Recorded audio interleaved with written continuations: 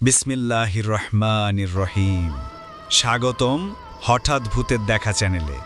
আজকে আপনাদের জন্য নিয়ে এসেছি আরেকটি বাস্তবধর্মী, গা ছমছমে, শিউরে ওঠার মতো ভৌতিক গল্প।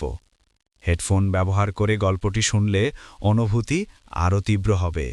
রুমের লাইট বন্ধ করে একা একা শুনবেন না, কারণ এই গল্পের প্রতিটি শব্দের আড়ালে লুকিয়ে আছে এমন এক আতঙ্ক যা হয়তো আপনার চারপাশের অন্ধকারকে আরও ভারী করে তুলবে। চলুন শুরু করি আজকের ভয়ঙ্কর গল্প, নির্দয় আত্মা। রূপেশের আত্মা কাল রাতে আমার স্বপ্নে এসেছিল এবং আর্তনাদ করে করে বলছিল সে আত্মহত্যা করেনি, তাকে খুন করা হয়েছে। ২৯টি ক্রিয়ার মাঝে অপরিচিত ব্যক্তিটির মুখে এই কথা শুনে স্টিফেন বেশ অবাক হল, কারণ সবার মতে রূপেশ গতকাল রাতে বাড়ির ছাদ থেকে লাফ দিয়ে আত্মহত্যা করেছে। তাই এই ব্যক্তিটির কথা শুনে স্টিফেনের মনে সন্দেহ জাগল। বেশ কিছুক্ষণ যাবৎ লোকটি রূপেশের লাশের আশেপাশে ঘুরপাক খাচ্ছে। কিছুক্ষণ চোখ দুটো বড় বড় করে রূপেশের মুখের সামনে নিয়ে যাচ্ছে, আবার কখনো কান খাড়া করে রূপেশের কানের পাশে নিজের কান নিয়ে যাচ্ছে। লোকটিকে দেখে মনে হচ্ছিল সে সবার চোখের আড়ালে রূপেশের লাশের সাথে কথা বলছে। স্টিফেন সেই লোকটির কাছে জিজ্ঞেস করল, তোমার নাম কি? লোকটির চোখে কালো মোটা চশমার ফ্রেম, চশমার গ্লাসের অর্ধেকটা ঝাপসা এবং বাকি অর্ধেক স্বাভাবিক। সম্ভবত কাছের দৃষ্টি দুর্বল লোকটির। সে তর্জনী দিয়ে দুই ভ্রুয়ের মাঝে চশমার ফ্রেম চেপে ঠিক করে বলল, আমার নাম মইদুল। স্টিফেন মইদুলকে রূপেশের অন্ত্যেষ্টিক্রিয়ার ভিড় হতে সরিয়ে এনে জিজ্ঞেস করল, তোমার সাথে রূপেশের সম্পর্ক কি? মইদুল চোখ বড় করে এপাশ ওপাশ তাকিয়ে বলল, আমি রূপেশের বন্ধু। তুমি রূপেশের লাশের আশেপাশে এত কাছে গিয়ে কি করছিলে? রূপেশের লাশের সাথে কথা বলছিলাম। স্টিফেন ভ্রু কুঁচকে আশ্চর্য সহিত বলল, কি? হ্যাঁ, রূপেশের আত্মা কাল রাতে আমার স্বপ্নে এসেছিল এবং আর্তনাদ করে করে বলছিল সে আত্মহত্যা করেনি, তাকে খুন করা হয়েছে। তাই আমি এখানে এসেছি, আর এখানে এসে দেখলাম সে সত্যি মারা গিয়েছে। এবার স্টিফেন কিছুটা রাগান্বিত হয়ে বলল, আমার কপালে কি গাধা লেখা আছে? যা ইচ্ছা তা বানিয়ে দিবে এবং আমিও তা শুনব? সত্যি করে বলো, কি করছিলে রূপেশের লাশের পাশে? মইদুল চুপিসারে ঠাই দাঁড়িয়ে রইল স্টিফেনের সামনে। স্টিফেনের রাগান্বিত কণ্ঠে তার শরীরী ভাষার কিঞ্চিত পরিবর্তন হয়নি। মইদুল তার নিথর দেহ নিয়ে দাঁড়িয়ে আছে, নম্রস্বরে স্টিফেনকে বলল, স্যার, আমার ইচ্ছে নেই কাউকে জোর করে নিজের কথা বিশ্বাস করানোর। আপনি জানতে চাইলেন তাই বললাম। আপনি একজন ডিটেকটিভ অফিসার, ন্যায়ের জন্য লড়েন, মানুষকে ন্যায় দেন। আশা করি আমার বন্ধু রূপেশের ক্ষেত্রেও তাই করবেন। আমার কথা বিশ্বাস না করলেও নিজ থেকে রূপেশের সুইসাইড কেসটা একটু তলিয়ে দেখবেন। আশা করি আপনি যথেষ্ট চতুর মস্তিষ্কের। আমায় অনুমতি দিন, আমি যাই। মইদুল স্টিফেনকে নীরব করে দিয়ে স্টিফেনের চারপাশে নিস্তব্ধতার উঁচু উঁচু প্রাচীর তুলে ধীর পায়ে বাহিরে চলে গেল। মইদুলের কথা স্টিফেনকে বেশ ভাবিয়ে তুলল। মইদুলের চেহারায় কোনো কপটতা নেই, কিংবা তার কথা বিশ্বাস করানোর মিথ্যা কোনো প্রচেষ্টা নেই। সে খুব স্বাভাবিকভাবেই অনায়াসে তার কথাগুলো বলে দিয়ে চলে গেল। শুধুমাত্র শেষ কয়েকটি লাইনে চোখ দিয়েই যেন স্টিফেনকে বলে গেল কেসটির দায়িত্ব নিতে, রূপেশকে ন্যায় দিতে। নীরব শরীরী ভাষায়ও যেন লোকটা স্টিফেনকে অনেক কিছু বুঝিয়ে দিয়ে চলে গেল। এভাবে আগে কেউ কোনোদিন স্টিফেনকে ভাবিয়ে তোলেনি। রূপেশের লাশ একটু পরে শ্মশানে নিয়ে যাওয়া হবে পড়ানোর জন্য। স্টিফেন চায় এই সুইসাইড কেসটির তদন্তের দায়িত্ব নিতে। স্টিফেন রূপেশের বাবা রামপালের কাছে গিয়ে কথাটি জানাতে চাইলেও রামপাল এখন এসব শোনার পরিস্থিতিতে নেই। আর ছেলে হারানোর শোকের মাঝে স্টিফেন রামপালকে এসব শুনিয়ে বিরক্ত করতে চায় না। তাই সে রামপালের ছোট ভাই অর্থাৎ রূপেশের ছোট চাচা গোপালের কাছে গিয়ে বলল, গোপালবাবু শোনেন? জি অফিসার, বলেন। আমি রূপেশের সুইসাইড কেসটা তদন্ত করতে চাই। কিন্তু কেন? এটা তো সুইসাইড কেস। পুলিশ অলরেডি নিশ্চিত করেছে যে এটা সুইসাইড কেস। তাহলে খামাখাই কেস নিয়ে টানাটানি করার কোনো মানে হয় না। আপনাদের যতবার দেখব ততবার আমাদের রূপেশের কথাই মনে পড়বে। দয়া করে কাটাঘাই মন দিবেন না। জিজ্ঞেস করতে আসিনি, বলতে এসেছি যে আমি এই কেসের তদন্ত শুরু করছি, আর কার ঘায়ে নুন পড়ে সেটা কেসের সমাপ্তি ঘটলেই বোঝা যাবে। রূপেশ ডিপ্রেশনে ছিল, এই কেসে আপনি সুইসাইড এলিমেন্টস ছাড়া কিছুই পাবেন না, তাই ছেড়ে দেন এই কেস। স্টিফেন তার সানগ্লাস দিয়ে বলল, প্রথমত এই কেসের নাড়িভুড়ি আলাদা করার আগ পর্যন্ত আমি ছাড়ছি না। দ্বিতীয়ত, যে কেসের উপর আমার নজর পড়ে সেই কেসের নাড়িভুড়ি আলাদা না করে আমি ছাড়ি না। ভালো থাকবেন। রূপেশের অন্ত্যেষ্টিক্রিয়া শেষে স্টিফেন হেডকোয়ার্টারে চলে আসলো। সারাকে বলল, গতকালকের রূপেশের সুইসাইড কেসের ফাইলটা নিয়ে আসো তো আলীর কাছ থেকে। আচ্ছা স্যার। সারা আলীর কাছ থেকে সুইসাইড কেসের ফাইলটা আনলো, সঙ্গে আলীও আসলো স্টিফেনের ক্যাবিনে।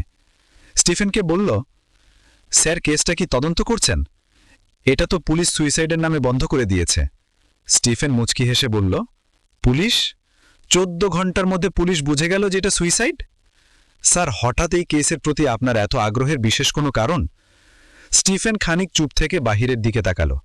কিছুক্ষণ পর আলীকে বলল, জানো, আজকে যখন রূপেশকে শ্মশানে নিয়ে যাওয়ার আগে শেষবারের মতো মানুষকে দেখানো রাখা হয়েছিল, তখন এক অদ্ভুত ব্যক্তি আসলো।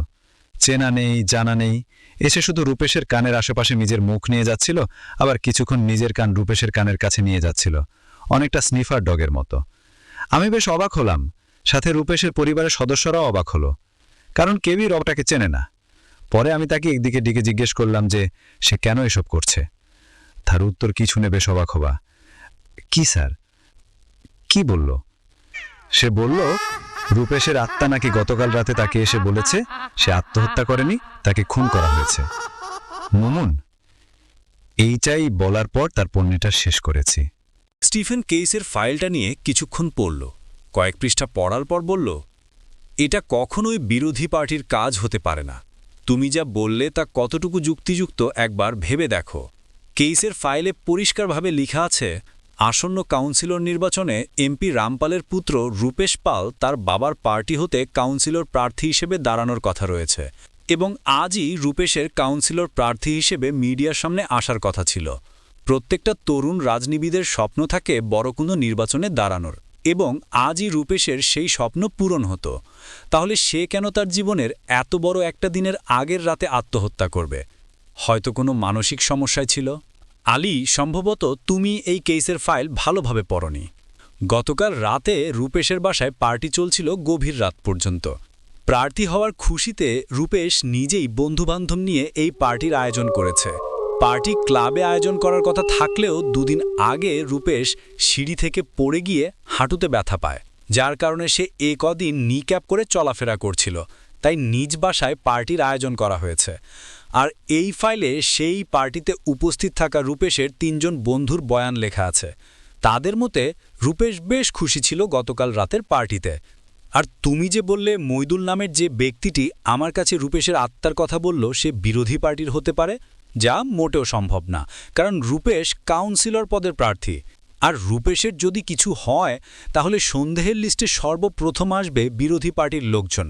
তাই এমন বেকুবি তারা কখনোই করবে না। আর রূপেশের কেসটা যদি খুন হয় তাহলে রূপেশের বাবার পার্টির প্রতি পাবলিক সিম্প্যাথি বেড়ে যাবে, যা বিরোধী পার্টি কখনোই চাইবে না। তাই তোমার কথাটা কতটুকু যুক্তিযুক্ত ভেবে দেখো। আলী কিছুক্ষণ চুপ থেকে স্টিফেনের দিকে তাকিয়ে বলল, তাহলে শুরু করা যাক। স্টিফেন বলল, আমাদের রামপালের বাসায় যেতে হবে। ছাদের যেই দিক থেকে রূপেশ নিচে পড়েছে তা দেখতে হবে। বাসার ছাদের আশেপাশে নিশ্চয়ই কিছু পাওয়া যাবে। সন্ধ্যা হয়ে এসেছে। রামপালের বাসার নীরব রূপ বুঝিয়ে দিচ্ছে এই বাড়িতে মানুষ মরেছে। পুরুষেরা লাশ পুড়িয়ে শ্মশান থেকে ফিরেছে। স্টিফেন ভিতরে ঢুকল। রূপেশের চাচা গোপাল স্টিফেনকে বলল, আপনাকে মানা করার পরও এই কেসের তদন্ত শুরু করলেন? আচ্ছা, করেছেন, ভালো কথা, কিন্তু আমাদের পরিবারের সদস্যদের এখন কথা বলে ডিস্টার্ব করবেন না, আমাদের প্রাইভেসি দিন। ধীর পায়ে রূপেশের বাবা রামপাল বেরিয়ে আসলেন। স্টিফেনকে বললেন, অফিসার, আপনি কি রূপেশের মৃত্যু তদন্ত করছেন? গোপাল বলে উঠলেন, দাদা আপনি ভেতরে যান, আমি দেখছি। রামপাল স্টিফেনকে বললেন, অফিসার, আমরা ভেতরে আছি, সবার মন খারাপ, তবে কিছুর প্রয়োজন হলে আমাদের জানাবেন, সহযোগিতার চেষ্টা করব। স্টিফেন বলল, আমাদের এখন আপনাদের কোনো প্রয়োজন নেই, শুধু বাসার আশেপাশে এবং ছাদে কিছু কাজ আছে। রামপাল বললেন, গোপাল, ওনাদেরকে বাইরের সিঁড়ির প্রোপটা দেখিয়ে দাও। অফিসার, আপনার কাছে আশা রাখছি আপনি নিশ্চয়ই আমার ছেলের মৃত্যুর কেসটা গুরুত্ব দিয়ে দেখবেন। স্টিফেন গোপালের দিকে আর চোখে তাকিয়ে রামপালকে বলল, জি অবশ্যই। আপনার মতো আপনার ভাইও সহযোগিতা করলে আমরা খুব জলদি কোনো এক পরিণতিতে পৌঁছাব। স্টিফেন আলীকে জিজ্ঞেস করল, লাশ সর্বপ্রথম কে দেখেছে? স্যার, বাড়ির দারোয়ান। তাহলে তুমি আমার সাথে ছাদে আসো আর সারা দারোয়ানকে জিজ্ঞাসাবাদ করো যে সে এক্স্যাক্টলি কি দেখেছে। স্টিফেন আর আলী ছাদে চলে গেল। 7 তলা বাড়ির বিশাল ছাদ। ছাদের চারপাশে মোটামুটি 4.5 ফুট উচ্চতার রেলিং দেয়া। আলী স্টিফেনকে দেখিয়ে বলল, স্যার, ওই দিক থেকে রূপেশ পড়েছে। আমি এখানে খুনের কিছু দেখছি না। এরকম নীরব নিস্তব্ধ ছাদে এসে লাফ দিয়ে আত্মহত্যা করা খুবই সহজ। স্টিফেন আলীর সাথে ছাদের সেই দিকটায় গেল। ছাদের কিনারায় গিয়ে স্টিফেন বেশ কিছুক্ষণ রেলিংয়ের দিকে তাকিয়ে রইল। হঠাৎ আলীকে বলল, আলী, রেলিংয়ের উপর উঠো তো। আলী হটচুকিয়ে স্টিফেনের দিকে তাকিয়ে রইল। স্টিফেন আবারও বলল, আরে উঠো, কিছু হবে না। আলী তার শার্টের স্লিভ উঁচু করে প্রথমে এক পা রেলিংয়ে তুলল। কষ্ট করে কোনো মতে অন্য পা তুলে রেলিংয়ের উপর উঠে স্টিফেনের দিকে তাকালো। স্টিফেন বলল, নেমে যাও এবার রেলিংয়ের উপর থেকে। আলী নেমে গেল রেলিংয়ের উপর থেকে। স্টিফেন ছাদের পড়ে থাকা একটা প্লাস্টিকের পাইপ হাতে নিয়ে সজোরে আলীর পায়ে আঘাত করল। এক বাড়িতে আলী হাঁটু ধরে বসে পড়ল। সে অবাক দৃষ্টিতে তাকিয়ে আছে স্টিফেনের দিকে। হঠাৎ কি হলো মানুষটার? স্টিফেন আলীকে বলল, এবার উঠো রেলিংয়ের উপর। আলী বলল, প্রথমেই উঠতে কষ্ট হয়েছে, তার উপর আবার আপনি কি জোরে হাঁটুতে পাইপ দিয়ে বাড়ি দিলেন, হাঁটু সোজাও করতে পারছি না এখন। স্টিফেন বলল, এবার বুঝেছ আত্মহত্যা নাকি খুন? 2 দিন আগেই রূপেশ হাঁটুতে ব্যথা পাওয়ার কারণে নিক্যাপ পড়ে পড়ে হাঁটু চলাফেরা করছিল। তার পক্ষে এই 4.5 ফুট রেলিংয়ের উপর হাঁটুর ব্যথা নিয়ে ওঠা কখনোই সম্ভব নয়, যেমন এখন তুমি পারছ না। বোঝাতে পেরেছি? আলী 2 হাত জোড়ে স্টিফেনের দিকে তাকিয়ে বলল, ভুল হয়ে গিয়েছে, মানলাম এটা খুন, আর কিছু বলবো না এখন। আলীর সাথে কথা বলতে বলতে হঠাৎ স্টিফেনের ফোন বেজে উঠল। স্টিফেন ফোন রিসিভ করতে ওপাশ থেকে ঘাবড়ে যাওয়া আওয়াজ আসলো, হ্যালো স্যার, আমি মইদুল বলছি। স্যার, রূপেশের আত্মা আজ সন্ধ্যায় আবার এসেছে আমার কাছে। সে বলছে তাকে কেউ জোর জবরদস্তি করে রেলিংয়ের উপর তুলে ধক্কা দিয়ে ফেলে দিয়েছে। স্টিফেন বলল, তুমি যে সত্য বলছো তার প্রমাণ কি? আমি কেমনে বিশ্বাস করব রূপেশের আত্মা তোমার কাছে এসেছে? স্যার, সত্যি বলছি আমি, বিশ্বাস করেন। তুমি কি সব আত্মার সাথে কথা বলতে পারো? জি, পারি। আজ রাত 12টার পর পুলিশ হেডকোয়ার্টার্স চলে আসবে। তোমাকে মর্গে নিয়ে যাব এবং তুমি লাশের আত্মাগুলোর সাথে কথা বলে দেখাবে। তারপর বিশ্বাস করব তোমার কথা। মইদুল সম্মতি জানিয়ে বলল, ঠিক আছে স্যার, আমি আজ রাতে হেডকোয়ার্টার্সের মর্গে আসব। আজ রাত 12টার পর পুলিশ হেডকোয়ার্টার্স চলে আসবে। তোমাকে মর্গে নিয়ে যাব এবং তুমি লাশের আত্মাগুলোর সাথে কথা বলে দেখাবে।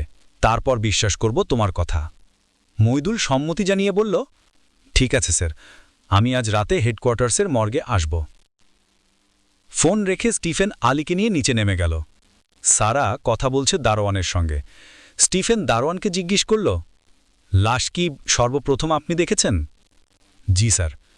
কয়টার দিকে লাশ ছাদ থেকে পড়ল আনুমানিক? স্যার, রাত তখন 2টা বা 3টা হবে। বিল্ডিংয়ে ঘুমঝুরে গান বাজছিল। আমি অনেকটা ঘুমের ঘোরে ছিলাম। চেয়ারে বসে মাথা একদিকে ফেলে ঝিমোচ্ছিলাম। হঠাৎ বিকট শব্দে আমার ঘুম ভেঙে গেল। মনে হলো যেন আশেপাশে কাচের কিছু ভেঙেছে। আমি বুঝলাম আওয়াজটা বিল্ডিংয়ের যে পাশে গাড়ি পার্কিং করে সেই পাশ থেকে এসেছে। আমি দৌড়ে সেদিকে গেলাম।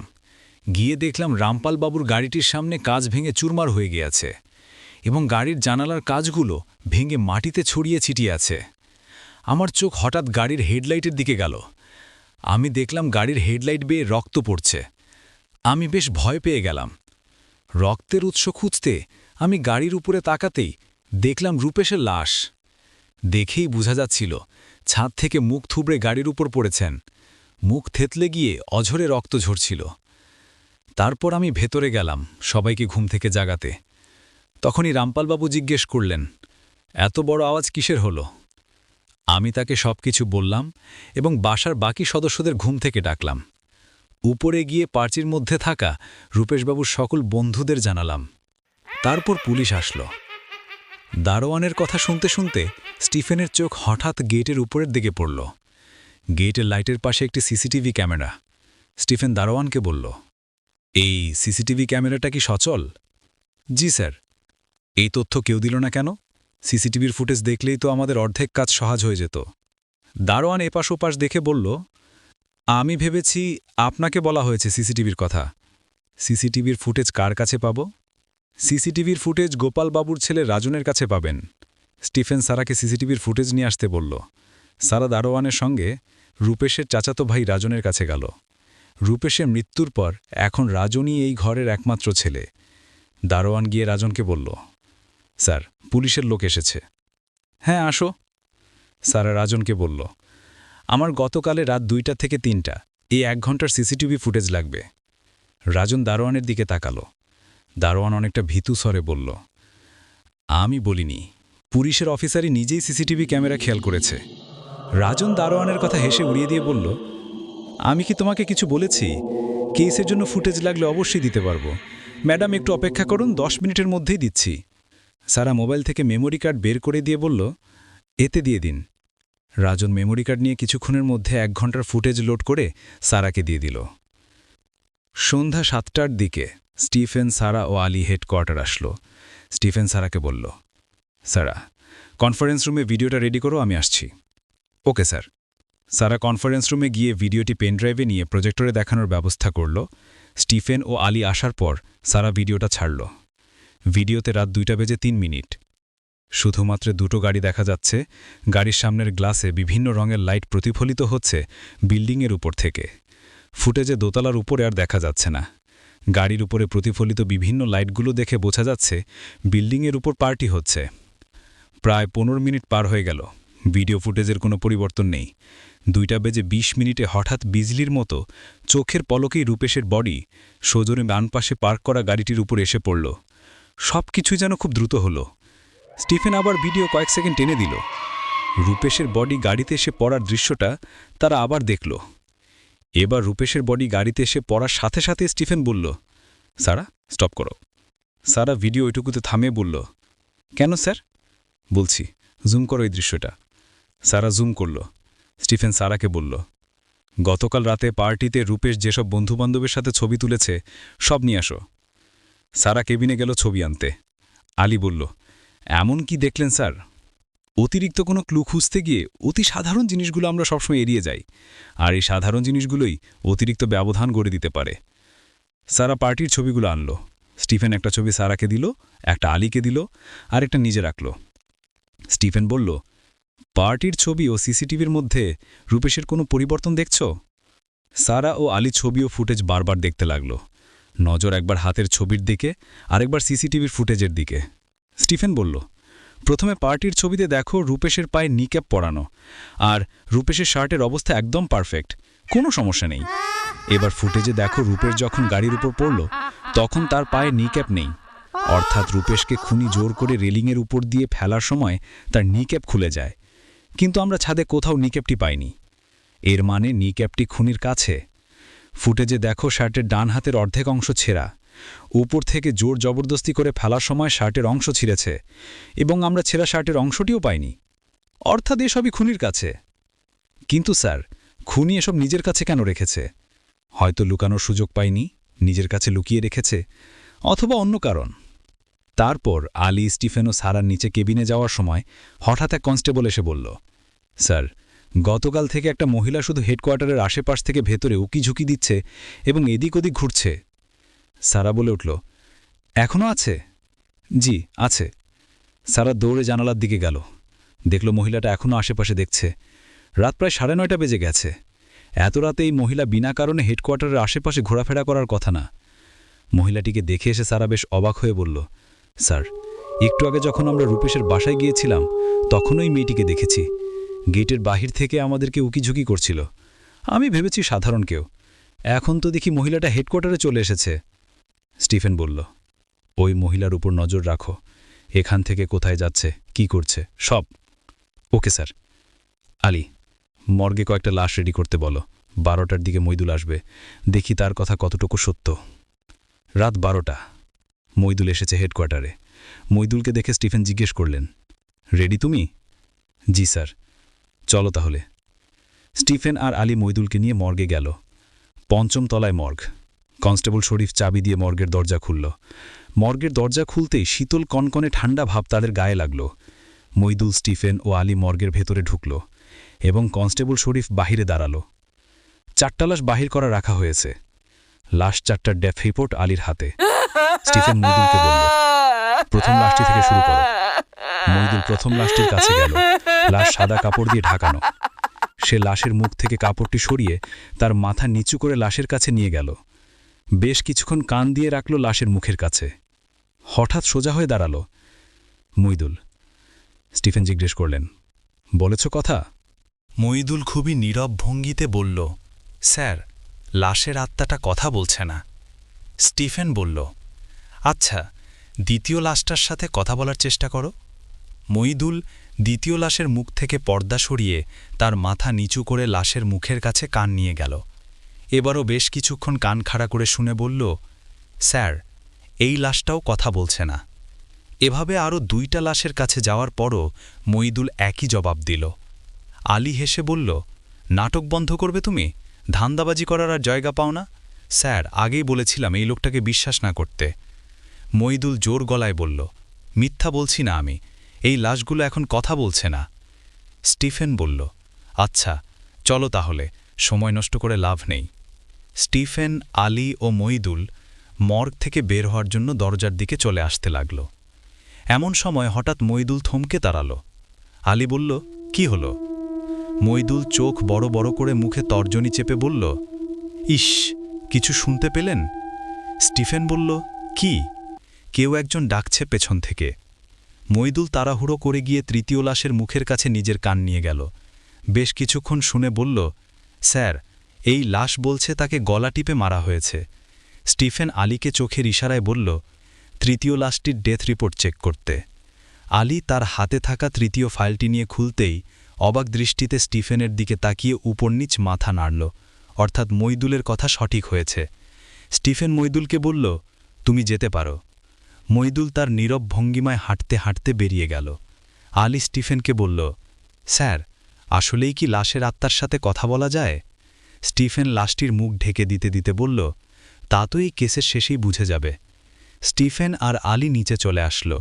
স্টিফেন আলীকে জিজ্ঞেস করল, সারা কোথায়? স্যার, সারা তো হয়তো ওই মহিলাটির পেছনে গিয়েছে। এত রাত হলো এখনও আসেনি? সারা কেভিনের দরজা খুলতে খুলতে বলল, এসে গিয়েছি স্যার। কোথায় গিয়েছিলে? যে মহিলাটি আমাদের উপর নজর রাখছিল তার বাসায়। সে মহিলাটি তো পালিয়ে গিয়েছিল আমাকে দেখে, কিন্তু আমি আশেপাশে জিজ্ঞেস করে করে ওই মহিলার বাসায় গেলাম। কনস্টেবল দূর থেকে মহিলাটির ছবি তোলায় বাসা খুঁজতে আরও সহজ হয়েছে। কিন্তু স্যার, মহিলাটির বাসায় গিয়ে আমার মাথায় রীতিমতো প্যাঁচ লেগে গিয়েছে। কেন? এমন কি দেখলে? স্যার, মহিলাটির বাসায় সে আর তার 2 বছরের একটা ছেলে থাকে। আমি গিয়ে দেখলাম স্যার, ছেলেটা বসে কার্টুন দেখছে। বাসায় আর কেউই নেই। আমি ভেতরে ঢুকতেই দেখলাম ছোট্ট একটা টেবিলের উপর ফটো ফ্রেম। ফ্রেমের মধ্যে মহিলাটি, তার 2 বছরের ছেলেটার এবং মইদুলের ছবি আছে। স্টিফেন অবাক হয়ে বলল, মইদুল? এর মানে মহিলাটি মইদুলের স্ত্রী? দেখে তো তাই মনে হলো, কিন্তু স্যার, কাহিনী তো এইটুকু না। কেন? আর কি দেখলে? আমি বাসার তল্লাশি নেয়ার জন্য রুমের ভেতর ঢুকলাম। বিছানার চাদর সরাতেই আরও কিছু ছবি পেলাম মহিলাটির। কিন্তু এই ছবিগুলোতে মহিলাটির সাথে মইদুল ছিল না। এই ছবিগুলোতে ছিল মহিলাটি এবং রামপালের ছেলে রূপেশের। স্টিফেন আর আলী অবাক হয়ে একে অপরের দিকে তাকিয়ে রইল। সারা বলল, স্যার, ছবিগুলো সাধারণ ছবি না, অনেকটা গোপনীয় ছবি।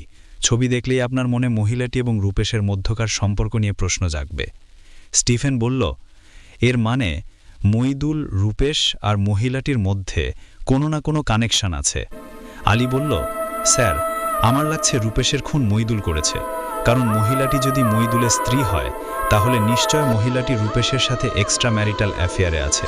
তা হয়তো মইদুলের সহ্য হয়নি, তাই সে রূপেশকে খুন করে এখন আত্মার সাথে কথা বলার উদ্ভট নাটক করছে। স্টিফেন সারাকে বলল, আর কিছু পেয়েছ মহিলাটির বাসায়? না স্যার, আমি মূলত মহিলাটির বাসা তল্লাশি করেছি রূপেশের নি ক্যাপ এবং শার্টের ছেঁড়া অংশ আছে কিনা দেখতে, কিন্তু পাইনি। হয়তো কোথাও লুকিয়ে রেখেছে। স্টিফেন বলল, মইদুল যদি রূপেশকে খুন করে থাকে, তাহলে সে নিচ থেকে কেন এসে এত নাটক করবে? কেসটা তো পুলিশ আত্মহত্যা মনে করে বন্ধ করে দিয়েছিল। নিশ্চয়ই এখানে অন্য কোনো কাহিনী আছে। হতে পারে স্যার। স্টিফেন কিছুক্ষণ ভেবে বলল, কাল রাত হয়ে গিয়েছিল, তাই ছাদটা ভালোভাবে দেখতে পারিনি আমরা। এখন আবার চলো। আমরা যখন কোনো কিছু পাই না তখন যেখানে মূল ঘটনা হয়েছে সেখান থেকে খুঁজলেই কোনো না কোনো লিঙ্ক পাওয়া যায়। স্টিফেন, সারা আর আলী রূপেশের বাসায় গেল। অনেক লোকজন দেখা যাচ্ছে। বাসায় ঢুকতেই দেখা গেল রূপেশের ছবির ওপর মালা এবং চারপাশে মোমবাতি জ্বলছে।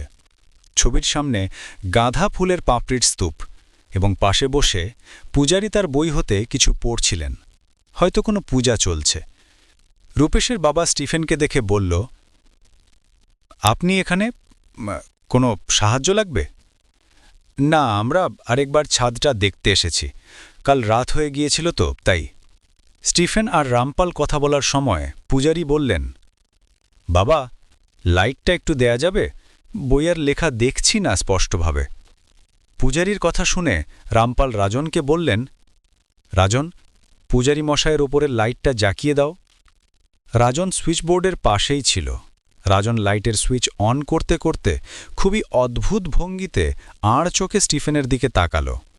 রাজন তার হাত উঁচিয়ে সুইচে চাপ দিল। সুইচে চাপ দিতেই লাইট না জ্বলে পূজারীর ওপর থাকা সিলিং ফ্যানটা জ্বলে উঠল। রাজন লাইটের বদলে সিলিং ফ্যানের সুইচ অন করে দিয়েছে।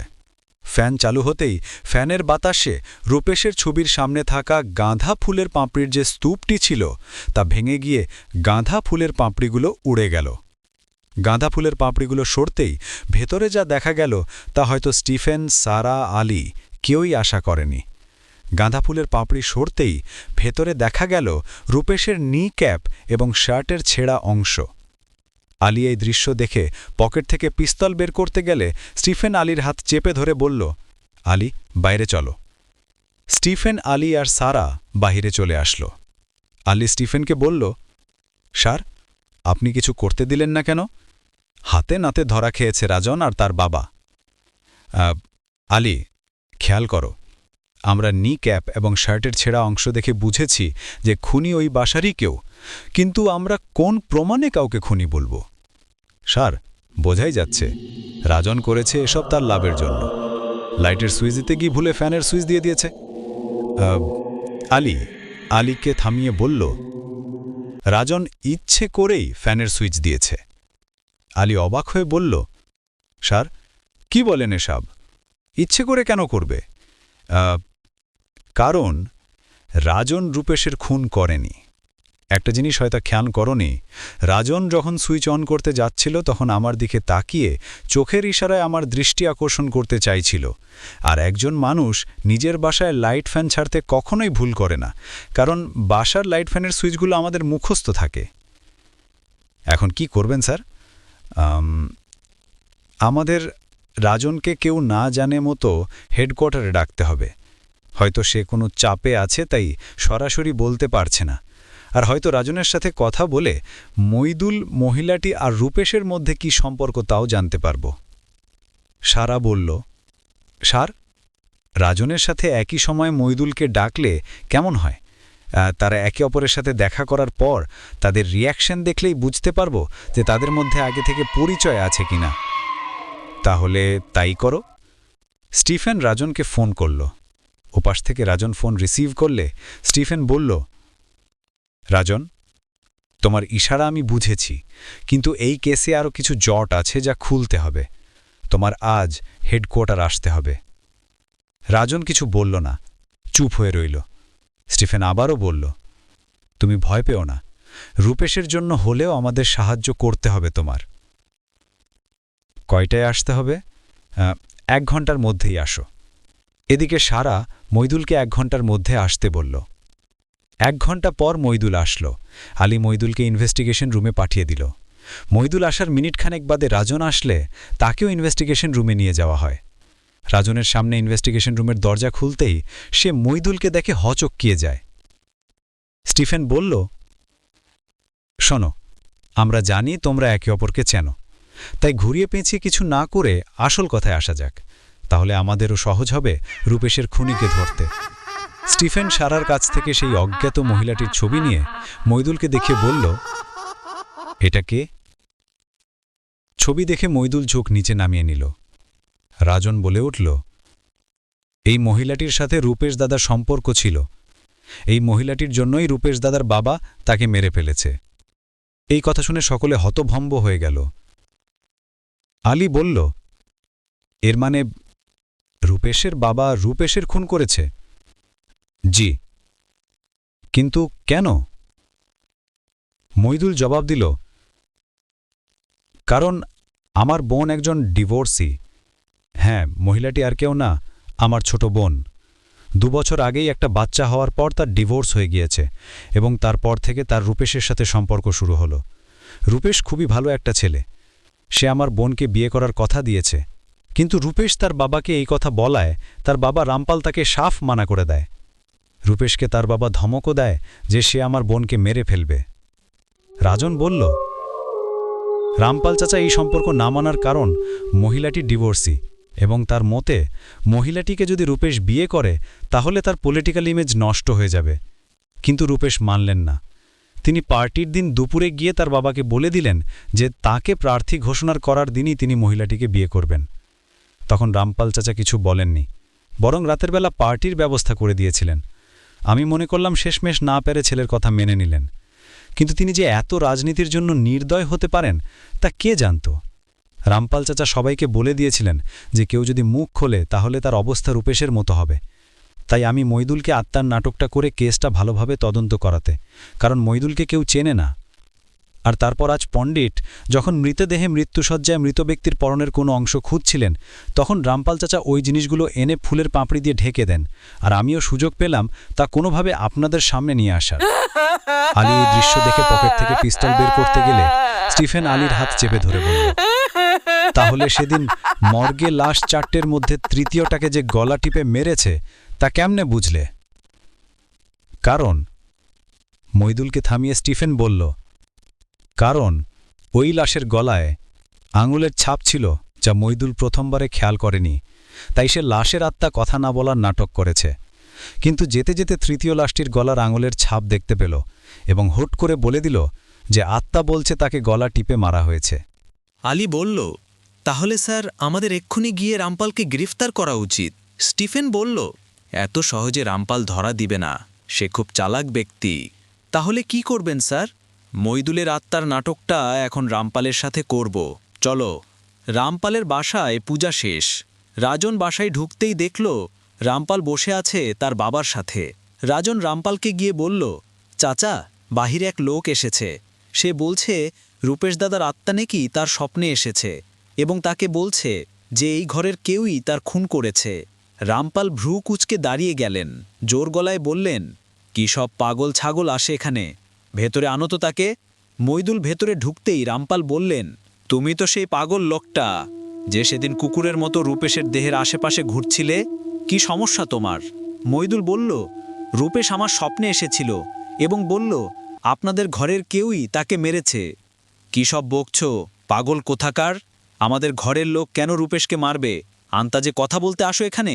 মইদুল বলল, আর যদি বলি, আমি সেদিন স্পষ্টভাবে দেখেছি যে আপনি কি নির্মমভাবে রূপেশকে টেনে হিচড়ে রেলিংয়ের উপর তুলে উল্টে ফেলে দিয়েছেন ধাক্কা দিয়ে।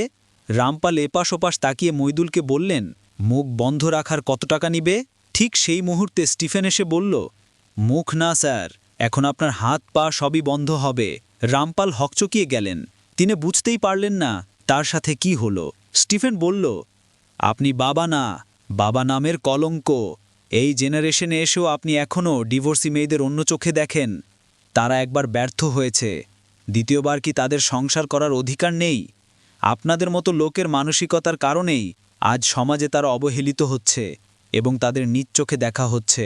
আমি খুব খুশি আপনার ছেলে রূপেশ আপনার মতো ছিল না। আপনি কখনোই বাবা হতে পারেন না, কারণ বাবাদের আত্মা এত নির্দয় হয় না। আমরা আপনাকে রূপেশের খুনের দায়ে গ্রেফতার করছি। আলী, নিয়ে যাও একে। রাজন কেঁদে মাটিতে বসে পড়ল।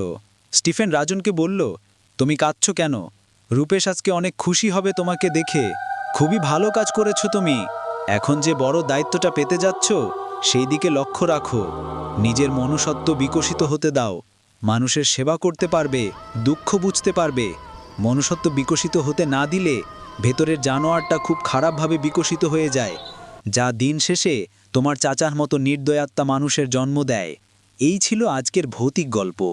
যদি গল্পটি ভালো লেগে থাকে তবে লাইক, কমেন্ট, শেয়ার করতে ভুলবেন না। এবং অবশ্যই সাবস্ক্রাইব করে পাশে থাকুন হঠাৎ ভূতের দেখা চ্যানেলের সাথে। আপনাদের ভালোবাসাই আমাদের নতুন গল্প তৈরি করার শক্তি। আবার দেখা হবে খুব শীঘ্রই নতুন, আরও ভয়ঙ্কর, আরও বাস্তব কোনো গল্প নিয়ে। ততক্ষণ ভালো থাকুন, নিরাপদে থাকুন, আর অন্ধকারকে সাবধানে দেখুন, কারণ আপনি কখনোই জানেন না কোন ছায়ার ভেতর কে লুকিয়ে আছে। আল্লাহ হাফিজ।